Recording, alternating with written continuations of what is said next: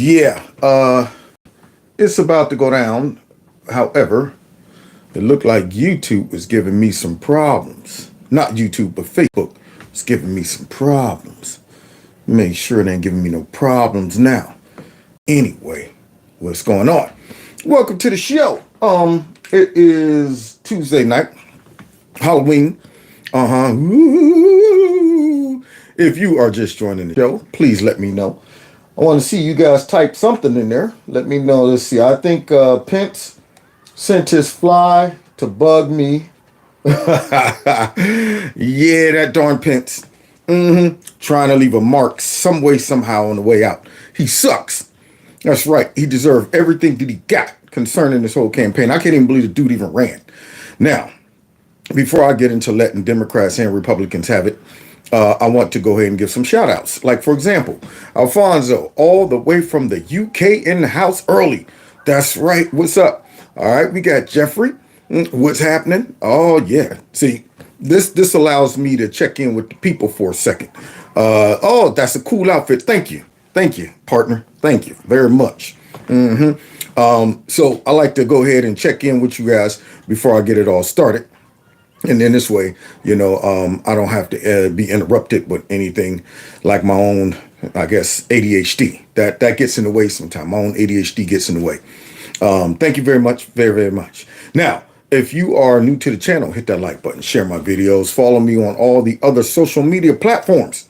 If you are not new to my channel, you know what to do. And also this number right here, 330-974-4607. If you text MAGA to that number, you can stay in touch with me. That's right, just in case you two play games, which I found out yesterday, they have been playing games. That's what happened. One person said, man, Kev, I didn't even know you was making videos anymore. I said, what? She said, yeah, me, my family, we didn't know you was even in business. And then she typed in Kevin's Corner into YouTube and it didn't even come up. Didn't even come up. So I had to send her a link so that she can go ahead, click on the link.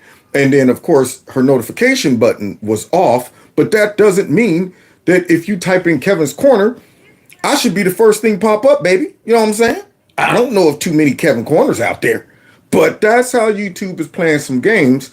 And that's why I need to stay in touch with y'all and continue to build that connection. And I'm going to also start posting all of my uploads on X, what's the other joint, Instagram and all that stuff, and Facebook.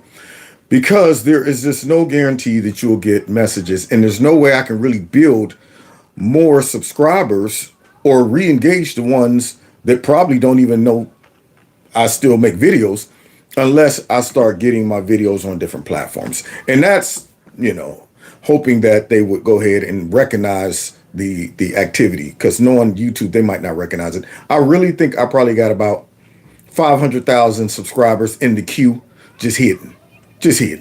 Yeah, one day they're like, all right, one day we're just going to unleash them all.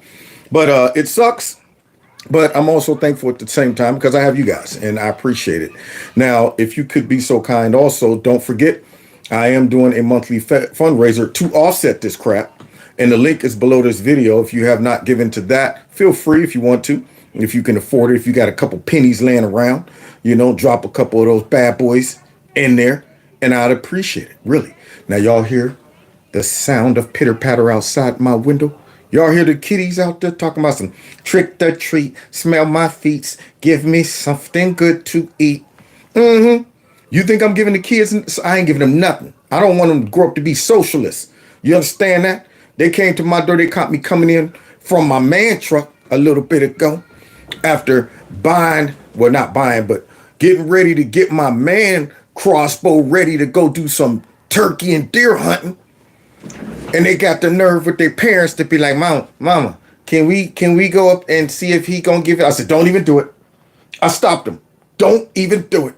I ain't got no candy for y'all. Y'all understand that? Now go on now. Get.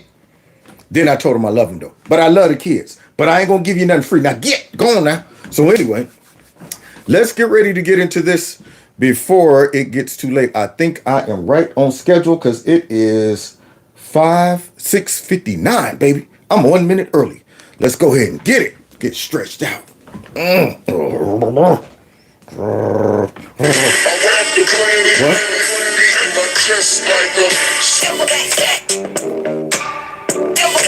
Real gorilla. Real gorilla. Real gorilla. There's some kings in the building. Throw your fist up and show some respect. Gorillas in here. Gorilla in here. Gorillas in here. Gorillas in here. Now, with that being said, the man hat will be going on in a little bit when it's warranted. But first, we gotta take time out for some shite shoveling, y'all.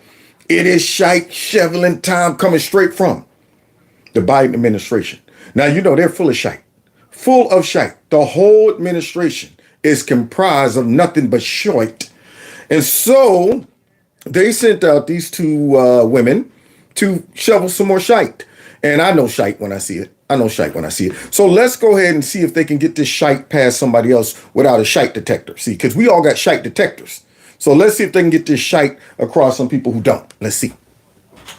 So I want to, so the president celebrated the GDP report, saying that it's a testament to the resilience of the American consumer. But the report also showed that personal savings dropped by $360 million. Do you have a message to Americans who are dipping into those savings to afford the inflation? Don't do it. Not too bad. You know what? So suck my toe. Is that it? So let's see what her fake propaganda gaslighting message is. Y'all ready for this shite? This is some hot, steamy shite. Well, again, as I said, what you are seeing is Americans are back in the labor force in record numbers, much higher participation that was anticipated and higher than pre-pandemic. So they're at work, and that is showing up also in the wealth number. So if you actually... Well, that's news to me. Now, that right there's some shifting shite. She is shifting that shite all around. Talking about something like that, first of all, that people are back to work, even more so before the pandemic, because y'all cut all those jobs, perhaps. Now, what she's about to attempt to do is blame the consumers and the workers on high inflation, okay, and on all of this stuff. It ain't the Biden decisions. No, it's you guys working again and all of that stuff. So let's see how she finishes this stuff. You know what? Wait a minute. Over here on Facebook, I am twisted sideways. I see your comments sideways. Are y'all seeing me sideways? Because I see myself upright, and I don't understand. Something crazy going on right there, over there on Facebook. But let's continue. Here we go. Actually look at American households' median wealth in inflation-adjusted terms, it's actually gone up since before the pandemic. So I think... Oh, so it's gone up since the pandemic. So since we have, she's claiming we're making more money, which I don't think that's the truth. We're about to find out. She's claiming consumers are more happy, and since they're making more money and the job market is booming, they don't mind the inflation. They don't mind the prices going up. They don't mind any of that stuff. Okay, so here we go. The U.S. consumer, U.S. workers, they are absolutely the reason that we're seeing this resilience in the economy, and they are actually seeing increase in their wealth over this period. There you go. Never addressed the initial topic. That it's their fault. They're back to work and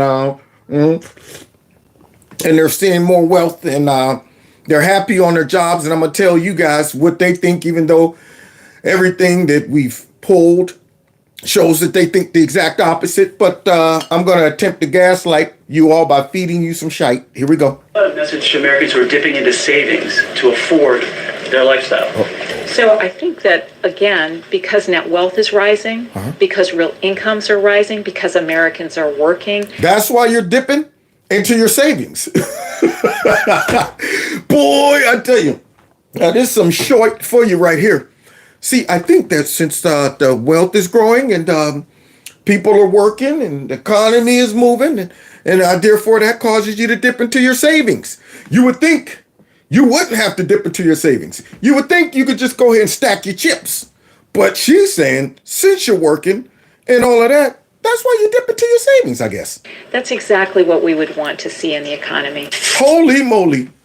She wants to see people dipping into their savings, because they're working and everybody's back. Usually you dip into your savings because you have to. That's what it's for. It's savings. You don't want to use that unless you got to break the glass. That's right. Yes, all right. When in doubt, break glass. The car's about to get repossessed. Got to stash it in the garage. Hide it over my cousins in them crib. Boy, I'm going to have to go ahead and dip into the savings. And she tried to pull that shite off. Let's see what this lady says. Smell shite. Whoa. Here's some more shite. Wait a minute. Americans are back in the labor force in record numbers, much higher participation that was unbelievable, these anticipated, people. and higher than pre-pandemic. So they're at work, and that is showing up also in the wealth number. So if you actually look at American households' median wealth in inflation-adjusted terms, it's actually gone up since before the pandemic. So I think the U.S. consumer, U.S. workers, they are absolutely the reason that we're seeing this resilience in the economy, and they are actually seeing increase in their wealth over this period. Well, what about a message to Americans who are dipping into savings to afford their lifestyle? So I think that, again, because net wealth is rising, because real incomes are rising, because Americans are working, that's exactly what we would want to see. That's what they would want. They are amazing. Smell shite. But here's some more. The famed investor was on CNBC this week, and he said, "This is the most threatening and challenging geopolitical environment that I've ever seen. At the same time, the US is in its weakest fiscal position since World War II, with debt to GDP at 122%. Can America, can the West afford another war at this time?" I think the answer is absolutely. What? I think I can smell shite. Me too. Did you hear that? The man just ripped off some stats. Like, yo, man, we struggling financially. Our military is depleted. We're stretched thin because we're shooting money all over to Ukraine. And you're talking about we can afford another war? I think so. Yes, I definitely smell shite. The American economy is doing extremely well. Yes, I can definitely smell shite. Currently, U.S. consumers and businesses generally remain healthy. That's the good part, right? Good news. And then he goes on to say this. This may be the most dangerous time the world has seen in decades. What? That's Bidenomics. Americans really aren't buying into his positive Bidenomics message. Just 30% of Americans approve of his handling of the economy. In fact, 44% of people say they are not as well off now as they were when Biden took office. What? The American economy is doing extremely well. Maybe they forgot to tell the people that. Maybe they forgot to tell my pockets that. See, it's unreal that the gaslighting that they did. This comes straight out and tell you, whatever you're looking at, whatever you see, is not real. There you go. But wait a minute, I'm seeing like hundreds of thousands of people coming across the border. Like I can like literally see them right there. Border secure. But how can it be secure when they on trains and stuff with their flags and having a good time and they're all in the street somewhere? Border secure. Got it all under control. There you go. Ukraine's winning the war. Everything's good. That's how they treat us. Like we are complete imbeciles. Now, the sad part about it is many of their voters are walking around thinking that. That's the scary part about this. But not us, because we got our shite detectors. And here she goes. Well, Shite. Oh, yes. Oh, yes. Shite. And that was a lot of shite. She said we could afford another war. Now, here's the crazy part. We got leaders that are pushing us towards things that the people don't want. We're not wanting another war. A complete unnecessary war. Now, I support Israel. I don't mind giving them financial support. And Iran better keep their butts out of all of this because they're the ones that started this mess in the first place, honestly. But with Ukraine, I'm sick of that mess. I'm all the way sick of that mess. We blew through half the budget, giving it to them for nothing. For nothing. Just wasting money with Ukraine. And then that little dude goes on a tour all over the world talking, well, we need more money. Democracy is in jeopardy in Ukraine. We need the support. I'm like, if you don't get your little butt out of here asking for more chips after we done gave you all of that military might that we could be using if we did have to fight a war, not to mention all the military equipment that we left in Afghanistan because of that administration, not to mention all of the billions of dollars we gave to Iran. All that stuff. All of that money. We could be using it to build our own military like Trump was doing. But instead, we're giving it away to help other countries fight wars, and we're giving it away for all kind of other stupid stuff. And this right here makes me mad because my man right here is about to mention one thing that we're giving money to that I just cannot comprehend. I was in the man's store today, and the guy who is the manager stopped me. He's like, Kev, he watches my show. He's like, man, what are they doing, man? They got us on the verge of war. I said, I know. He said, I don't understand. Why would they do this? I said, either they are completely sold out to getting some type of kickbacks and benefits to where it makes them not even consider the ramifications of sticking your nose in places it shouldn't be. They're not thinking about the fallout.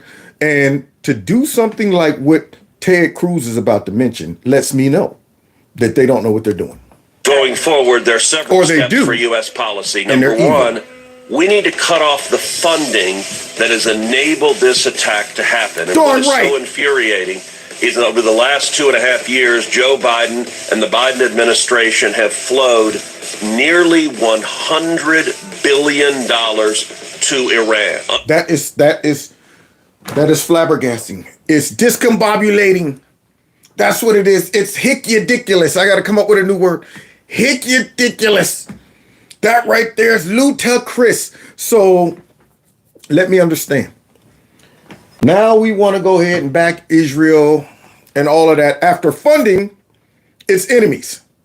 I mean, I don't care what promise we made to them. When these countries decide we're going to commit terroristic acts, deals off. That's when the money flow should cease. But we have to honor it. It's their money. It's their money. For why? What they gonna do? What they gonna do, huh? They gonna come take it? See, that's my question. It's almost like you want to give you making up an excuse to give them the money. And then when crap goes haywire, all because of the money that you gave them, now you're talking about we will stand with Israel. We could have gave that money to Israel. But instead, what do? We give it to our enemies. And it ain't like they were even hiding what they was gonna do. Wasn't even like that. It wasn't like, no, don't worry. You give us the money. We will not use it for anything else but to give to the people. They were like, we will use it for the best interest in Iran and in the people of Palestine. And they're like, but what does that mean? We will use the money the way we see fit. That was it. So what do you think they're going to do with it? Huh? Do you got somebody over there managing it? All right, you got $15 that went to Abdul right there for groceries. And then let's see, wait, where's this? We're missing $7 billion. Where's that? Oh, don't worry. We put it in safe. It's very secure. Can I look in it? No look. See, this is how stupid we are. So now we got all of this money we done gave them. And what do you think they're doing with it? How dumb can these leaders be? This is unbelievable. So we're in a pickle. What else, Ted Cruz? Understand, Hamas is a proxy for Iran. Without Iran, there would be no Hamas. And the Wall Street Journal has reported that this attack was planned by Iran, was funded by Iran, was directed by Iran, and yet the Biden administration continues to allow billions and billions of dollars to flow to the Ayatollah to be used to murder Israelis and to murder Americans. And that's the best way to start to stop the war. Stop funneling money to our enemies and Israel's enemies. How dumb can you be? See, how corrupt or evil or whatever can you be? So all of that money was being sent over there for some stupid reason. Yeah, Ted Cruz, he sounded like he had the flu or something. His nose was all stuffed up and everything. But that is ridiculous when you step back and realize how crazy of a decision that was? What did they think would happen? It's almost as if they think the more civil, polite, fair, or how far we go out of our way to, I guess, reach out to countries who don't see the United States in a good light. I'm talking countries that are a theocracy. They're basing their view of the world not on just their own internal morality, but a higher power, which could be good or evil. If the higher power you believe in, or your interpretation of the higher power you believe in, degrades the humanity of other people outside of what you believe in to the point where you think they should all be eliminated, that's a problem.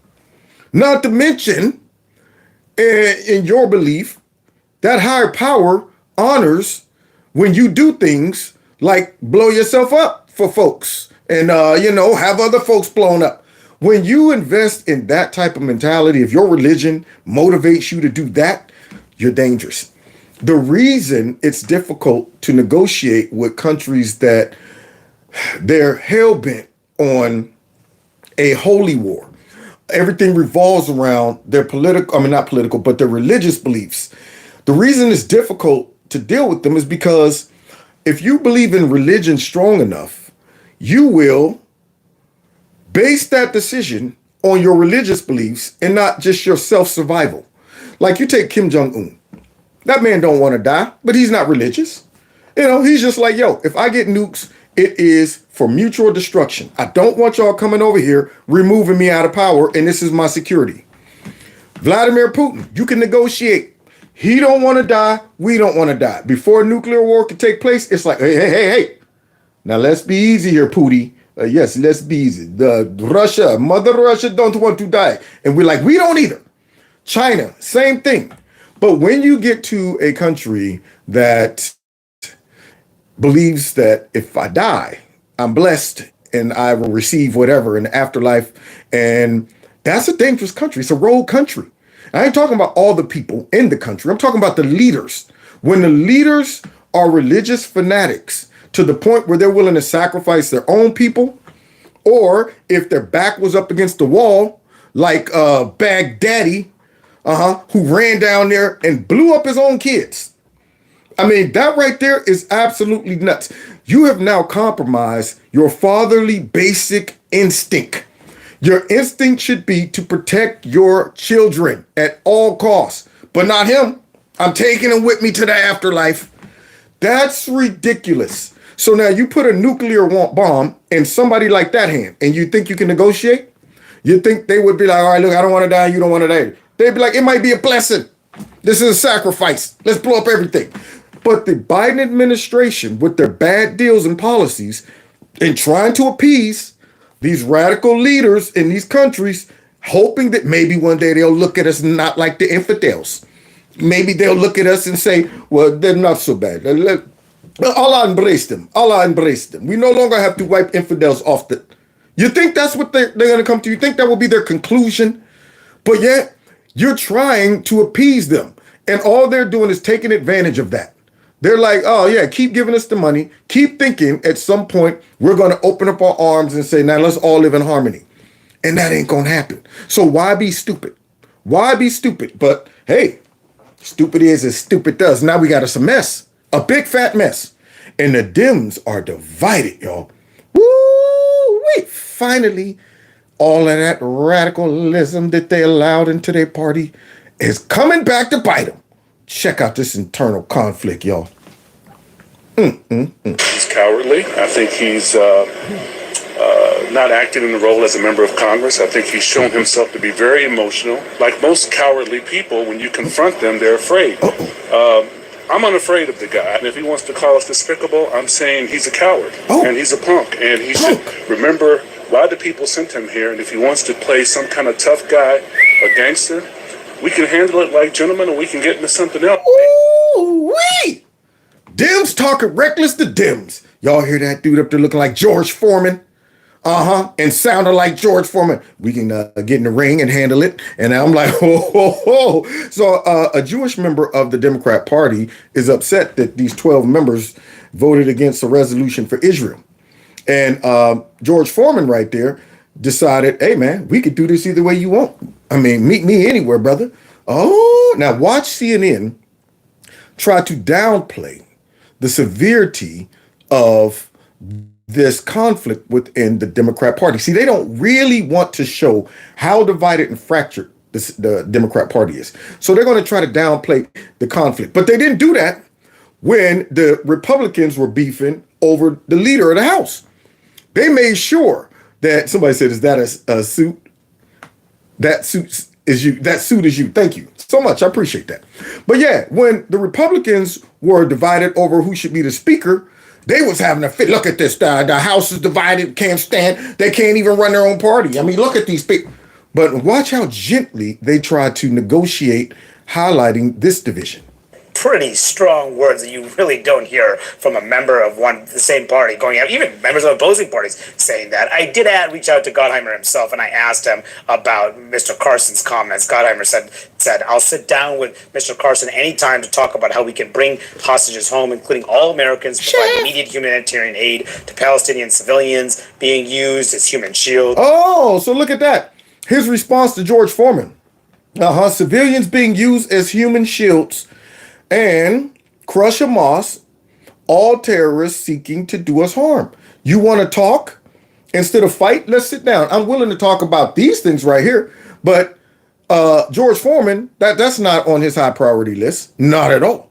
George Foreman's like, man, look, I'm all about just supporting Hamas or Palestine, regardless of all of the other factors that plays into this. So let's continue seeing where this beef goes.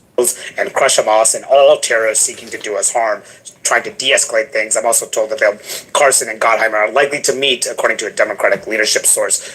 You talked to Carson also. What do you make of this? Okay. I think this is a conversation that is happening in the public, and Democrats will probably argue they're a more diverse caucus. Oh, yeah, that's what this is over. It's a more diverse caucus. See, because diversity is stupidity to them. They bring in diversity and don't realize how diversity can come back to bite you if you do it for diversity's sake.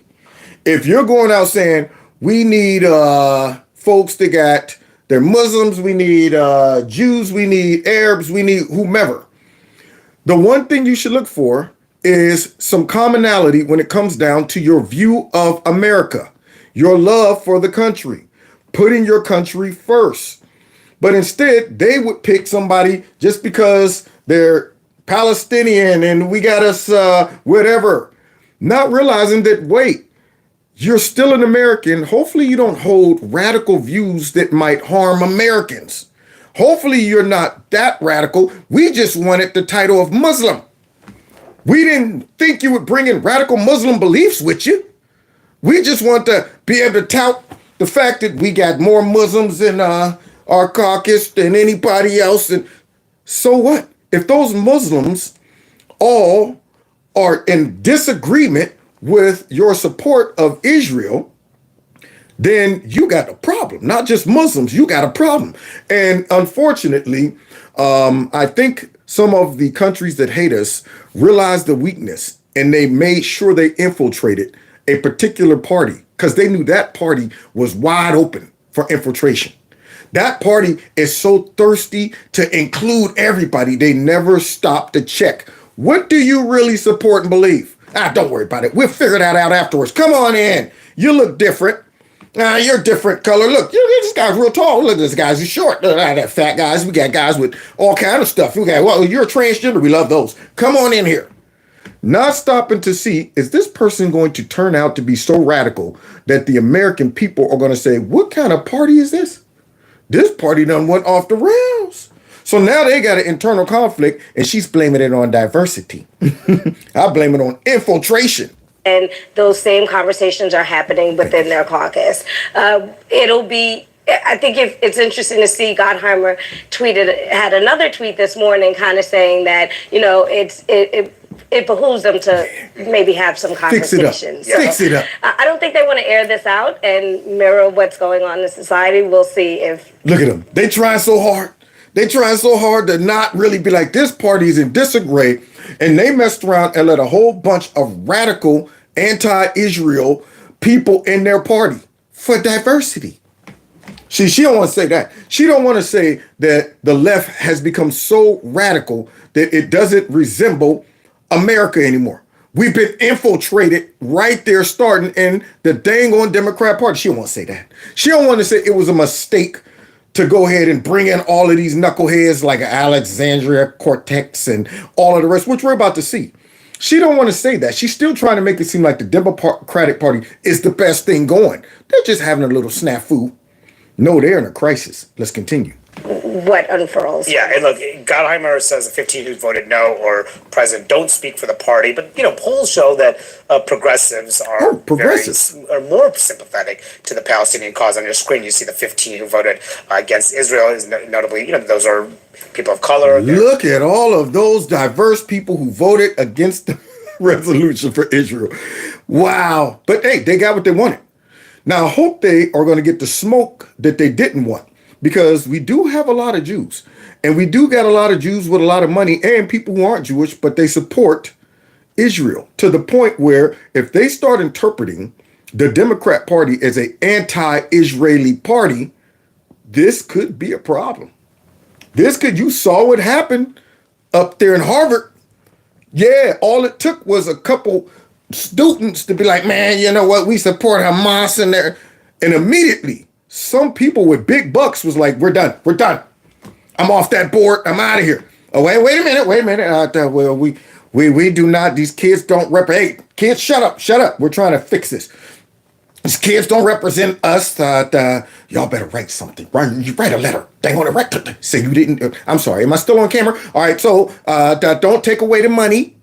See, so hopefully this will reveal how radical this party is. But there's another group of people that if they're paying attention, I hope they wake up, because we still got a lot of Christians out there that for some reason are blinded by the Democrat Party and still vote for them, not realizing that they oppose almost every religious belief that Christians have. And they'll still go out there and vote for these idiots. And if they're not supporting Israel, well, you know what that ends up being. But now let's continue hearing them try to smooth it over. Look at all those radicals.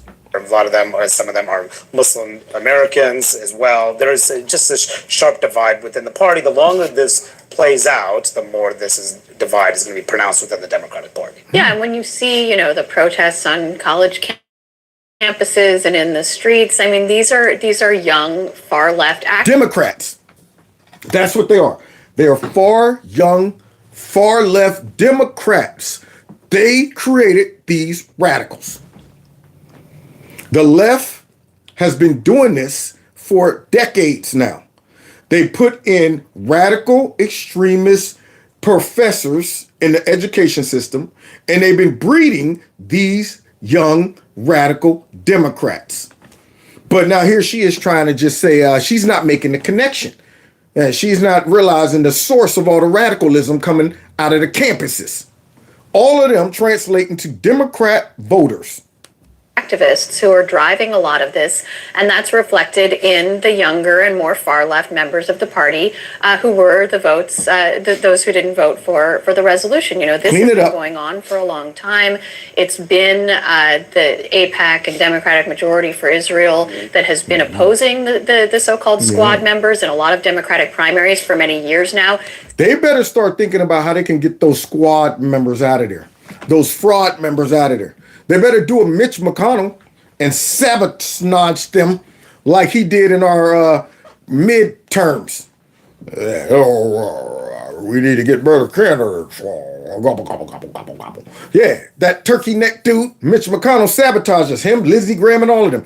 They better figure out a way to get these radicals out of there. They could have got Milk Dud Head out of there a couple weeks ago when he pulled the fire alarm. You know who I'm talking about. Milk that brings all the boys in the yard, and they're like, it's better than y'all. Somebody said I look like Isaac Hayes. Thank you. And when I was little, I thought Isaac Hayes looked nuts. Had the bald head and the beard. My mama used to be like, woo, Isaac Hayes is fine. Then I grew up and was like, Isaac Hayes is pretty cool. It's a compliment. Yeah, word. But getting back to that Milk Dud Head, that could have been one down right there. And if they were to go ahead and do what Marjorie Taylor Greene is about to suggest, they can get a couple more out of there too. But yeah, let's see. Seeing them as latently anti-Semitic, seeing them as a threat to the Democratic Party's mostly united support for Israel historically. Yeah. And so the president has staked out, a very aggressively pro-Israel position that a lot of, young voters and voters of color may not share. And it's a fracture that I think is deepening. Mr. Speaker, pursuant to Clause 2A1 of Rule 9, Marge Green, I seek recognition to give notice of my intent to raise a question of the privileges of the House. The form of the resolution is as follows. What? A resolution censuring Representative Rashida Tlaib for anti-Semitic activity, sympathizing with terrorist organizations, and leading an insurrection at the United States Capitol. My March. Oh, my March. There you go again, girl. Oh, wait a minute. Yeah, wait a minute. There's a girl standing there, made just for me. If I opened up my eyes, then maybe I could see. And all I hope for in my dreams at night, she walked right through my door. I had to go outbeat on her. Ooh, this love is so that I won't let you go. There it is, man. So Marge Green came out swinging. Not only did she come out swinging, but she should have slid in one also for Milk Dud Head. That's what she should have did. It should have been a 2-for-1 deal on this resolution. Because Milk Dud Head also launched an insurrection when he pulled that fire alarm. 2-for-1 deal. But let's continue hearing why she wants her to be censured. Capitol complex. Whereas in May 2019, Rashida Tlaib said that she celebrated the Holocaust and felt a calming feeling when thinking about the genocide of millions of Jews. Oh, she should be done. She should be done. Unbelievable.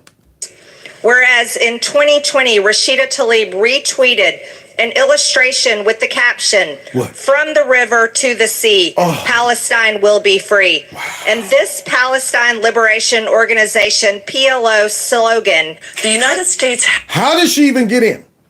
How did Sharita Tlaib even get in? And then you got Ilhan Omar, another one. Now, what I don't understand, these Soros-backed infiltrators, what kills me about this is it appears that their own constituents don't even want them in. Y'all remember that clip where Ilhan Omar thought she was going to be celebrated during that concert? Came out there. Hello, everybody. Boo! Thousands of Somalians were booing her. So then if they're booing her and she's in that district right there, who's voting for her? Y'all saw the Project Veritas video, though, didn't you? How many votes you got? All right, here's $3,000. There you go. All right, I need another bag of votes. Because surely the people aren't voting for him, but the Democrats are responsible for this because they have raggedy behind voting processes. They overlook cheating. They try to pretend like we got the most fair election. The FBI doesn't investigate these things, and these people keep somehow getting in. And now we got this one up here suggesting something stupid with those big eyes. Dang on it, she got eyes for days. Man, you see that? Can you see me? So let's see what Big Eyes got to say. Has a responsibility to de-escalate the situation. We see the escalation on the northern border with Hezbollah, and I think this is the moment for us to de-escalate, to call for a cessation of hostilities, and to allow humanitarian aid through and the negotiators to work to get the hostages released. Now, you know what's crazy about this? When they come out and do that, what they're really trying to do is protect Hamas from getting the foot up the butt from Israel. Now, they know Hamas started this. They know Hamas can't match Israel's might. So now what they want to do is let Hamas hit and run and use the excuse of ceasefire. Yeah, I want y'all to make Israel stop. It's more focused on Israel. See, they want the ceasefire for Israel. We don't want y'all to keep blowing up stuff over there. Yeah, even though they started it, But we don't want y'all to keep blowing up stuff over there. And Hamas knows that. Hamas knows they got sympathizers over here in our government that would do something like overlook the atrocities of Hamas and what they did. But instead, now that it's all done, and they done killed innocent people, babies, women, now all of a sudden they want a ceasefire because Israel is digging into them. Now all of a sudden you want to use the propaganda pictures and narratives of Hamas to go ahead and create sympathy and not realize that, wait a minute, these folks went right back over there in Gaza, hiding amongst their own people. They got bunkers underneath hospitals, underneath mosques, places like that, to make Israel have to make choices.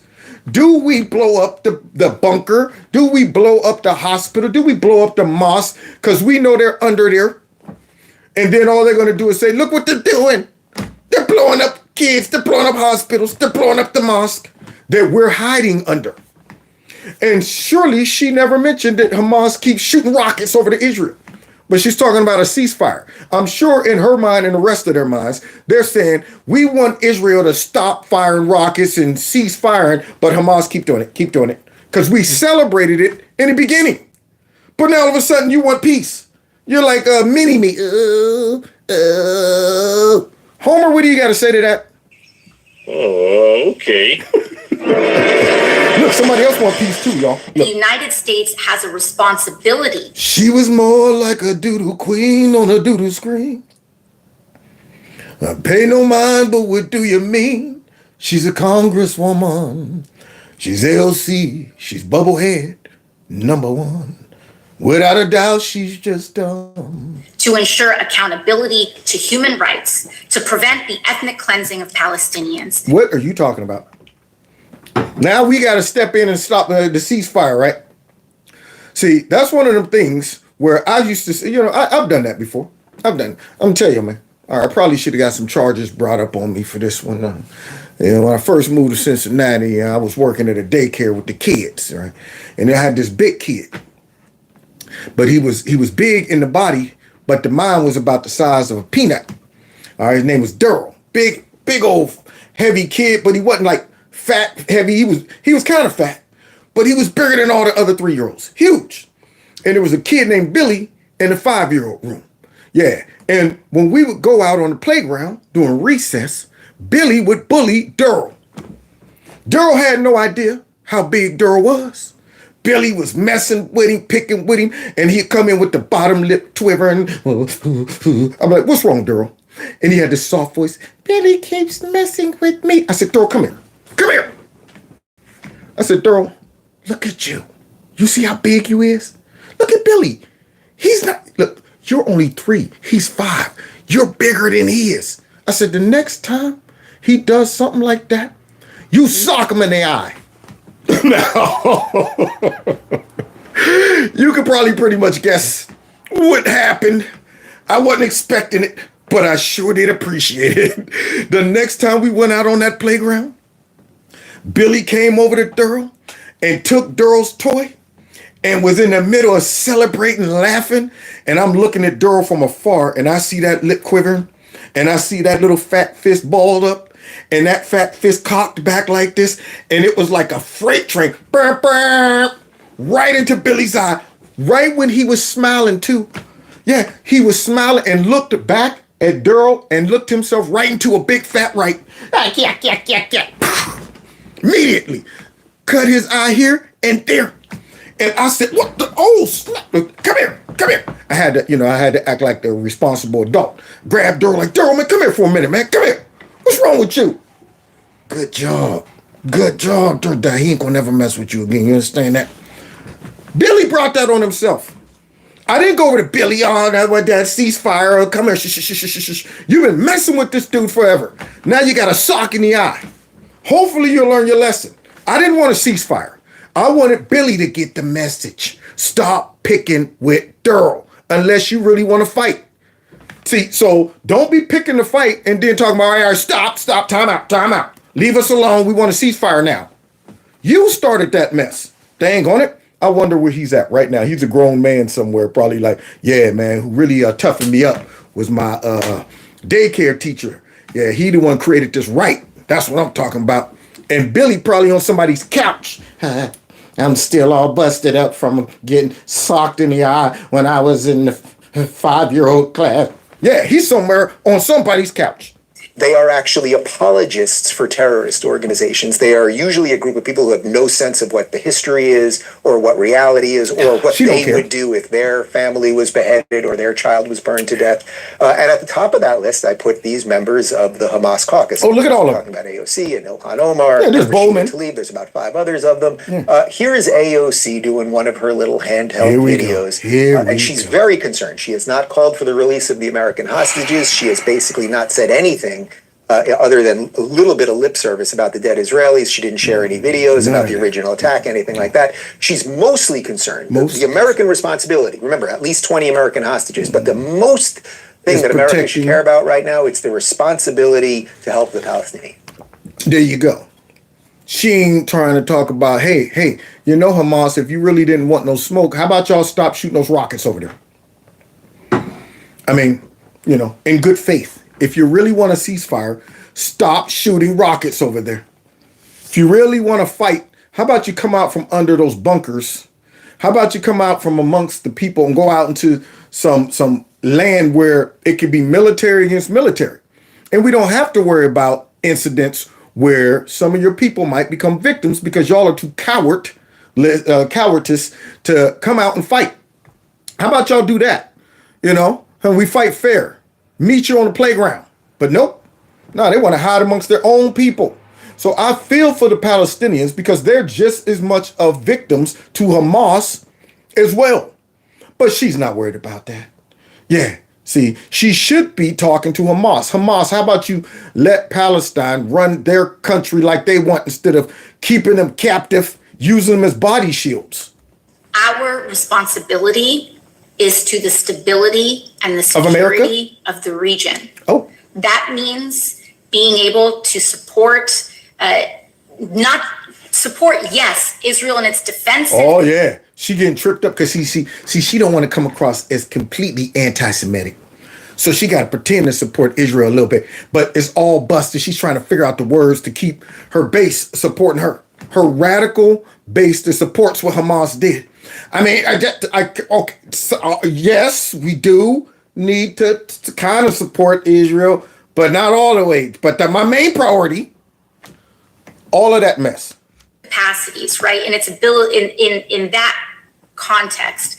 But it also means that the United States has a responsibility to ensure accountability to human rights, to prevent the ethnic cleansing of Palestinians. So what makes you think that Israel's trying to ethnically cleanse Palestine? Here, this is how stupid this is right here. Okay. Now, if Israel wanted to cleanse Palestine, wipe Palestine off of the face of the earth, they could have done it. They could have done it. See, this is what she's failing to realize. She's making it appear that Israel hates Palestinians and they want to eliminate them, cleanse them, almost like, I guess, the Holocaust. But my question would be, why didn't they do it a long time ago? They got the military might.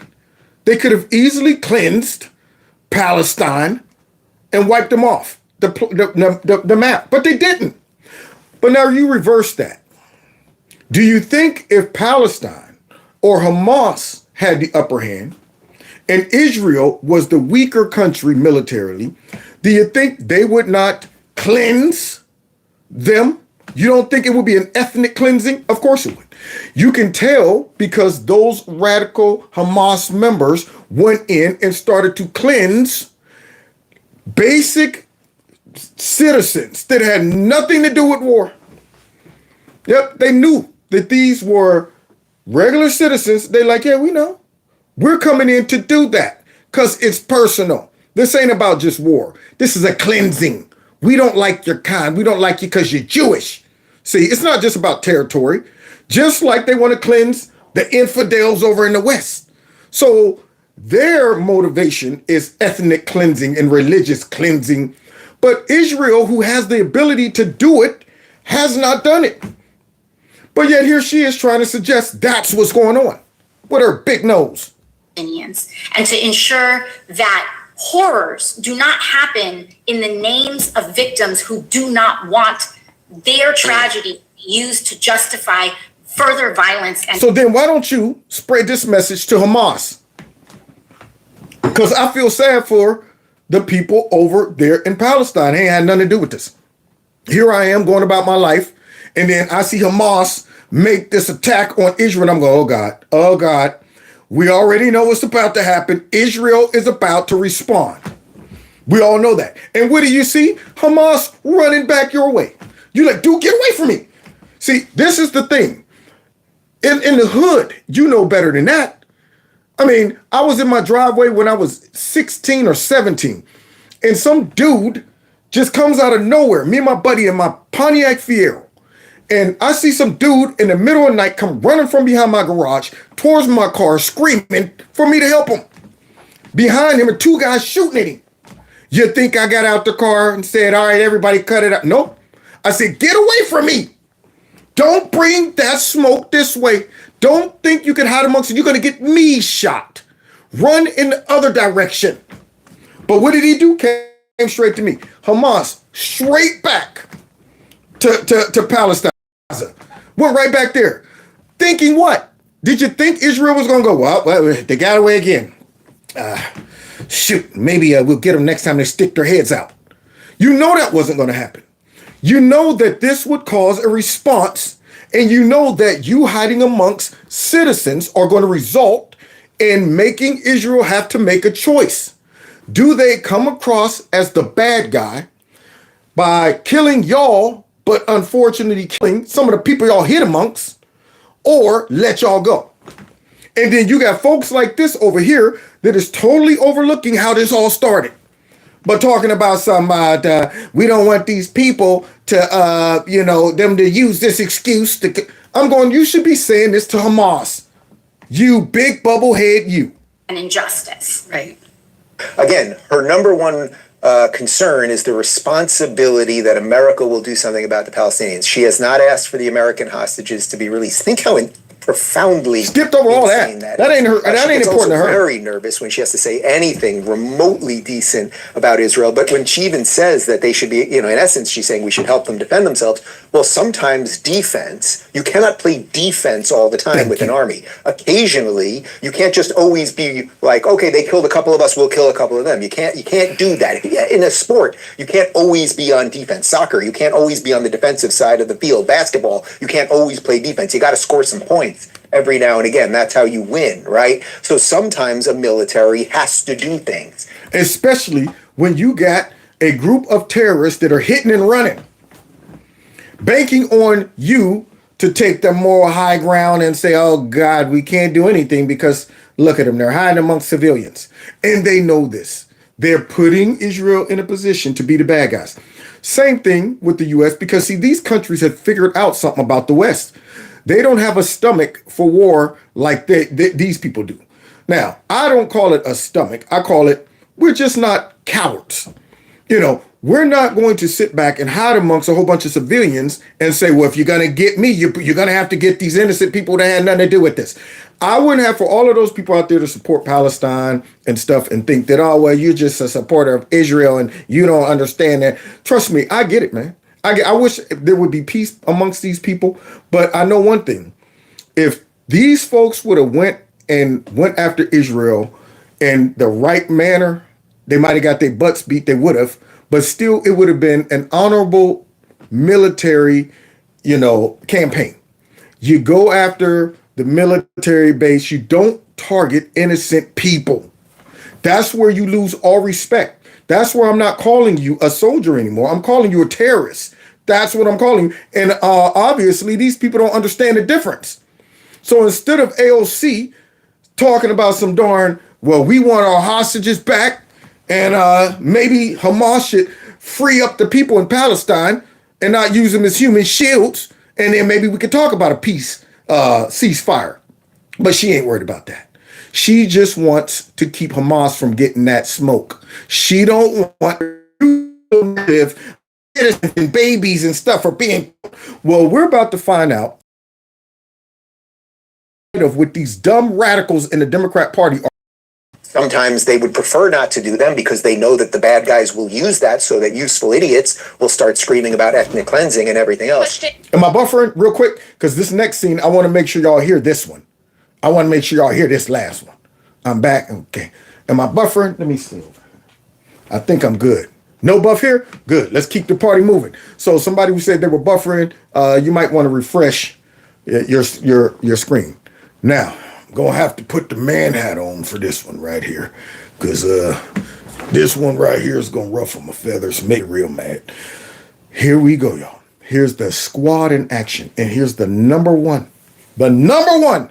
Ilhan Omar is about to put on a performance. Check this out. Your colleague Richie Torres has said calling for a ceasefire is a dangerous double standard that the U.S. wouldn't hold themselves to. So Absolutely. my question is if this attack happened in America, would you be calling for a ceasefire as well? Good question. Why are y'all out here talking about a ceasefire? Y'all are protecting Hamas. That's what it is.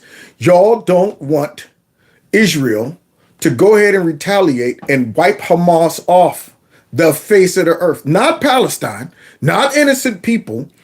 They need to go in and deal with the folks that are the source of the problem. The ones who started the problem, and now y'all up here talking about the uncle.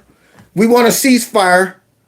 You should have been saying that soon as Hamas did that. Y'all should have condemned them, condemned their actions, should have came straight out and said, we want our citizens back here, and we don't like the way y'all conducted business over there. Pick the fight with the right people. Don't go hunting down folks that ain't got nothing to do with this. But instead, watch Ilhan Omar try to divert the attention away from what this reporter said and put on a performance for the ages. Vengeance is not a foreign policy doctrine.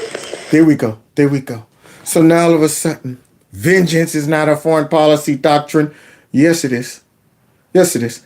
You respond. Now, if you want to interpret that as vengeance, go right ahead.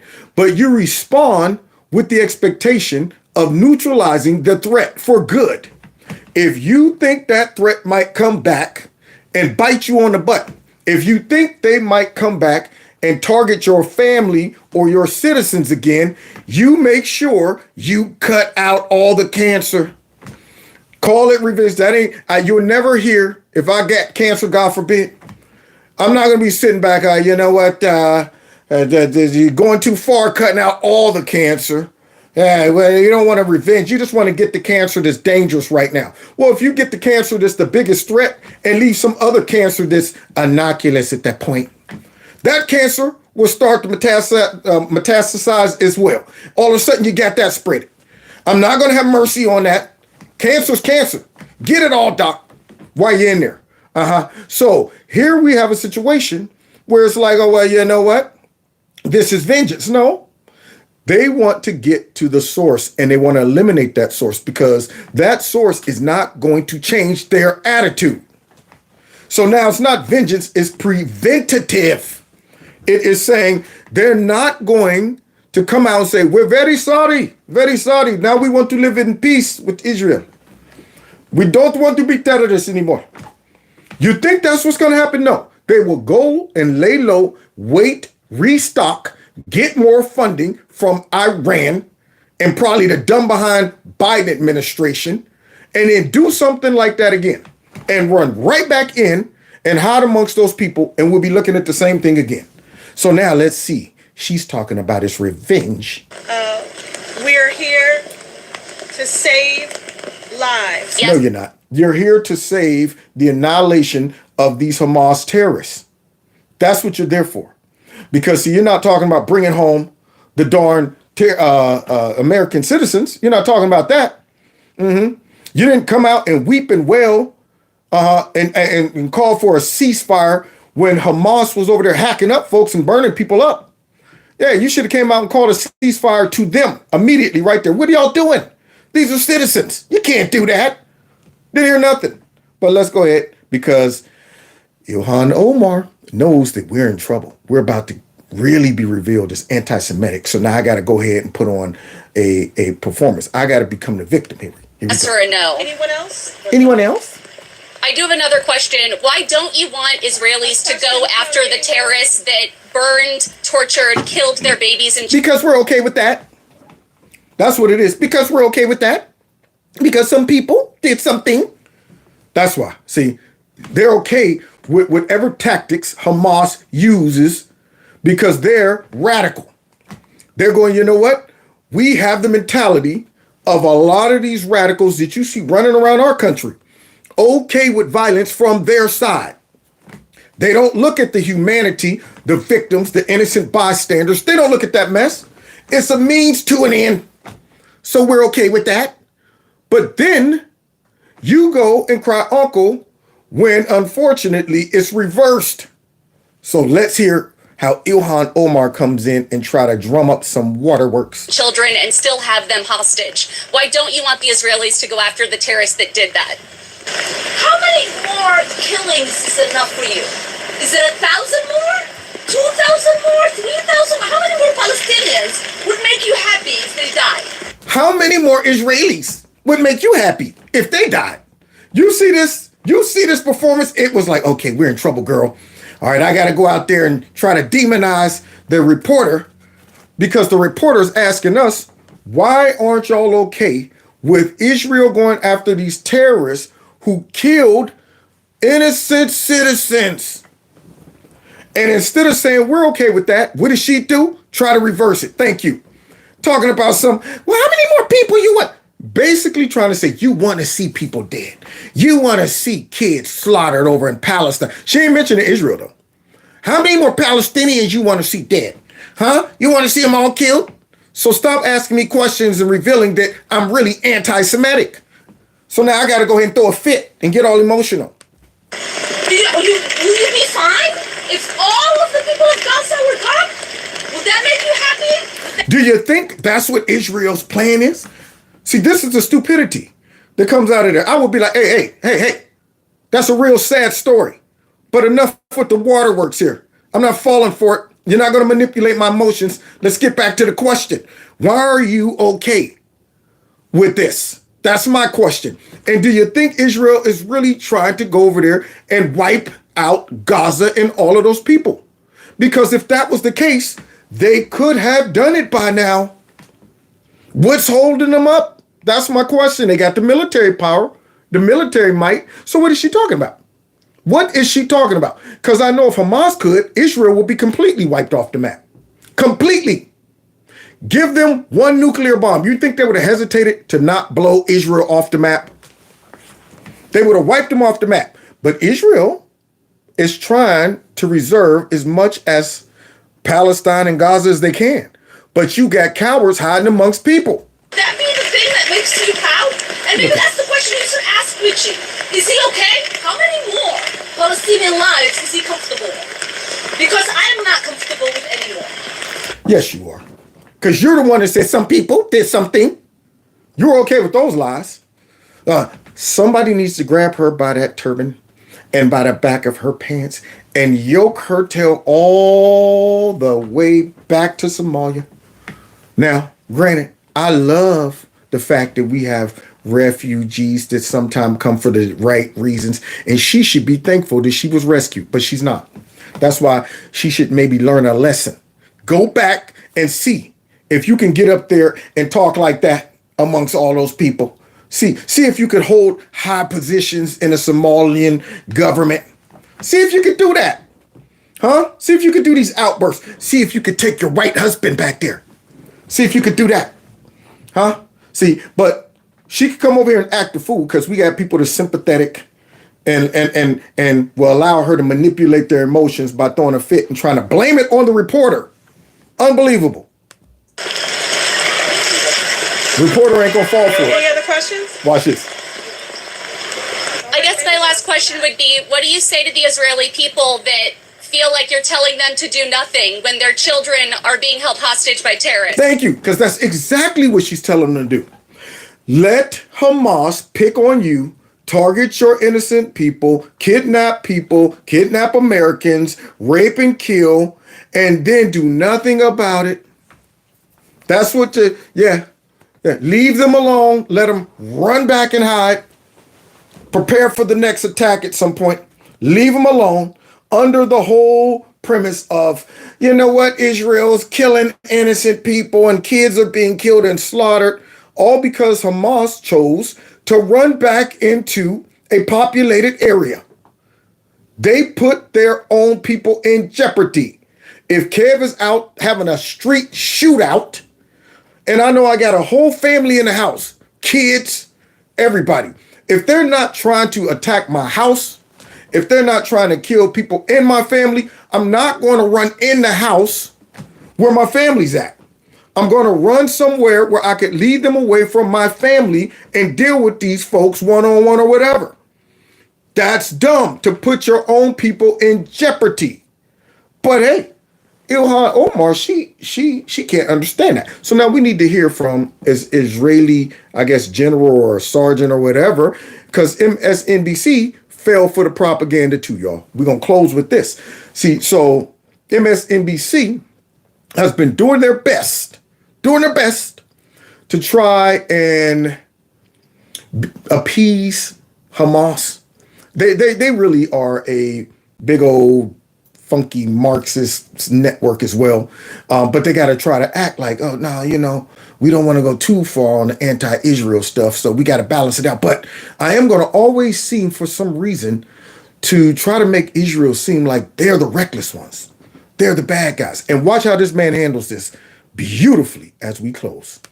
Colonel, I know on October 7th, there were many women and children that were killed in Israel. There are images emerging from Gaza now, the death toll seeming like it's above 4,600 people. Many of them, women and children, have lost their lives because of Israeli rocket fire. How do you explain that? I explain it by saying, hey, do you remember a couple weeks ago when all of those innocent Israelis and Americans lost their lives while they were out partying and having a good time? Where everybody was peaceful and wasn't expecting any of this stuff, and they came parachuting in and started slaughtering people and celebrating. Yeah, that's how this all started. Do you remember that, lady? But now you want him to explain it. Explain how, well, we're at war. They started one. They came in and started killing our people. What else do you need? What else do you need me to explain? But she's acting dumb. Like Israel just did this out of nowhere. Yes, I don't want to create any parity. You know, any human suffering is suffering, whether it's ours or theirs. The only thing I can say is that we definitely do not target civilians. We try to strike militants. Wow. Now look at that.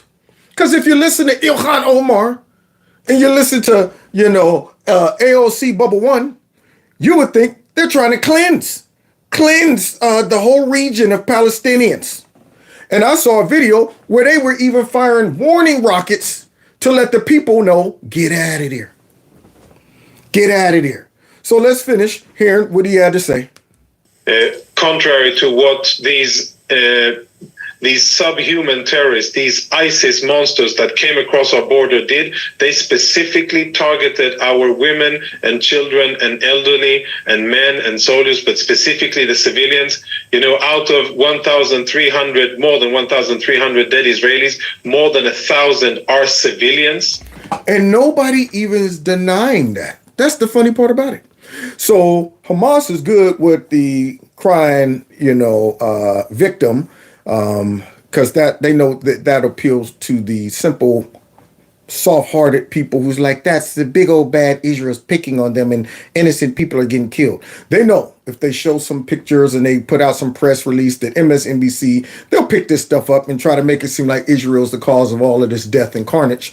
But the reality is these folks went in and targeted innocent folks and didn't even deny it. Didn't even deny it. See, it would be one thing if all of this stuff happened and Hamas came out like, look, that wasn't us. We had nothing to do with that. That's not how we do things and this and that. They enjoyed it, celebrated it. They took pride in it. They claimed it. Why should then anybody have sympathy on Hamas?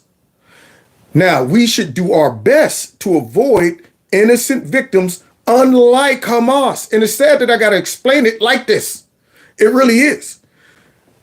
Israel, hopefully, is doing what they can to avoid killing innocent Palestinians. But they did not start this. Hamas picked a fight, it's like I'm explaining it like in kid terms, with innocent people to provoke Israel and ran back into Palestine, and then they expect Israel to just go, well, can't get them now.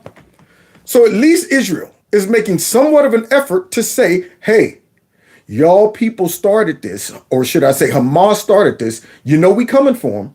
We're going to give you some time to get out of there. Which is, and that is by design.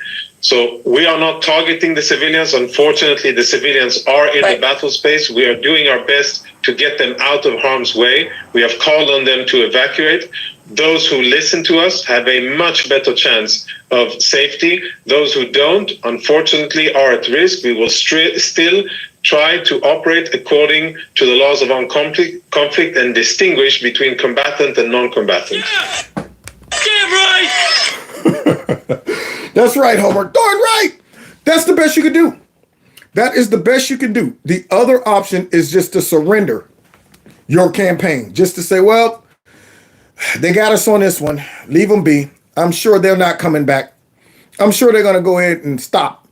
You know, at this point, when a group of people conduct such a horrific attack, that's one of the things you got to go get them.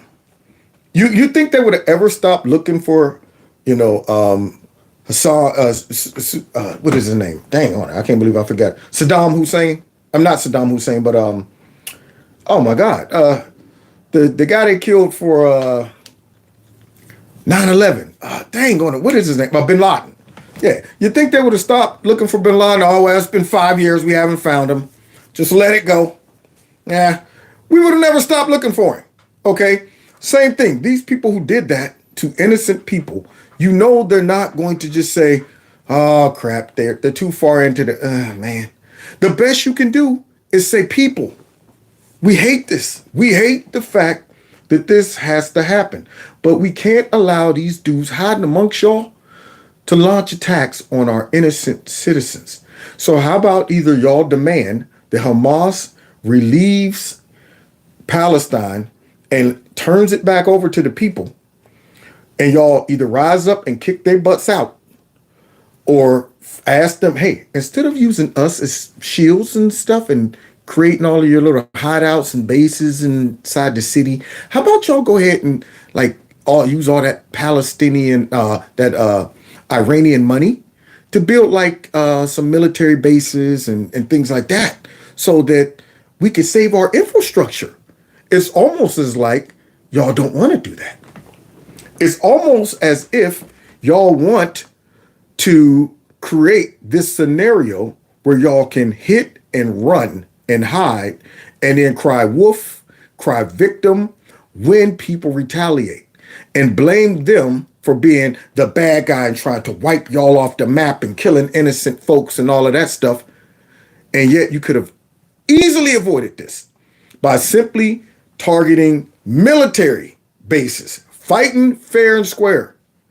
Y'all got dirty, and now it's dirty, and Ilhan Omar and the rest of these complete sellout Americans, they don't understand it. Yeah, they like, I'm okay with them doing dirt, but hey, don't respond to that, and it makes me sick. And I hope the Democrat Party pays a major price at the office right there, the box office. That's right. In fact, I think they are, because you got a lot of radical young people who saying, I ain't gonna vote for Biden and all of them because they don't support Palestine like they should. Then you got a lot of Christians or regular Americans that say, well, I ain't gonna vote for them because they got too many radical supporters of these terrorists in their party. So I hope they get the double dose, man. I hope they get the double dose. I don't want to see them get one vote in November. Now, God bless y'all. We get out of here with my man hat. Yeah, y'all. Go do me some turkey hunting. Oh, yeah. Oh, anybody want to come? You like it. Don't be jealous. Don't be jealous. I'm going to be like, here, turkey, turkey, turkey. Don't move. Wait a minute. He's looking at me. He's looking me in the eye. I can't do it. Don't look at me before I put one in you and eat you for Thanksgiving. Ah, well. We'll see. Whoa. Okay. Settle down. I better lay it down. There we go. Easy, easy. Got to be careful with the goods. All right. Thanks for hanging out with me tonight. Don't forget to hit that like button, share my videos, follow me on all the other platforms, please. And text 330-974-4607. Text MAGA to that number so that we can stay and connect, especially after me dropping messages like this. These type of massages might not be popular. It might not get enough rotation, right, from dang on YouTube. Who knows?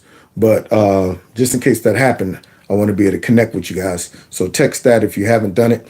I will at some point get around to confirming you're in Kev's Corner.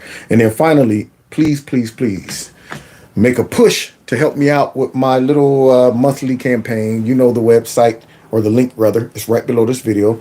If you want to support Kevin's Corner, please do so. Make sure your notifications are turned on. Make sure you're still subscribed.